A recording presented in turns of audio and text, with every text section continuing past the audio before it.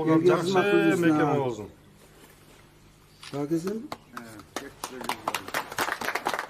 Бүгүн Leylek районундагы Жеңиш айылында дагы бир жакшы саамалыктын кызыл тасмасы кесилди. Элеттиктердин көптөн күткөн тилектери орундалып, күрүчтү актоо жана таңгактоо боюнча чакан цех ачылып пайдаланууга берилди. Мындан ары жергиликтүү дыйкандардын эмгеги жеңилдеп, жаңы жумуш орunu түзүлдү. Мамлекетибизде көптөгөн өзгөрүүлөр, алдыга жылуулар болот.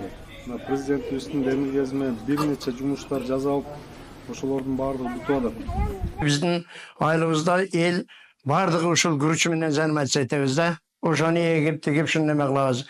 Мына 2024-жылдын акыркы күндөрүндө мына ушул завод келип ачылып бизге жуда элге жеңилдик болду. Абдан жакшы болду күрүчтөрүбүз. Эл үчүн дагы шартыбыз жакшы болду. Мамлекеттин немеси таманынан берилген алеге бюджеттин эсебинен бизге мына ушундай бир немени ачып берди. Ошо элибиз Кудай кааласа мындан бияка дагы жакшы иштер көп немелер болуп атат. Иштетем көрөлү. Чакан цех Leylek райондук өнүктүрүү фонду жана жергиликтүү бюджеттен каржыланып, жалпы сметалык баасы 2.320.000 сом, кубаттуулугу саатына 1200 килограмм күрүчтү тазалайт.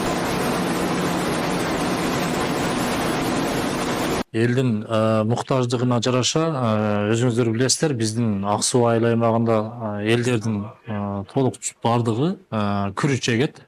Күрүч эгилгендигине байланыштуу бүгүнкү күндө ушул заманбап күрүч актоочу жана таң актоочу цехтин керектигинен бүгүнкү күндө курулуп отурат.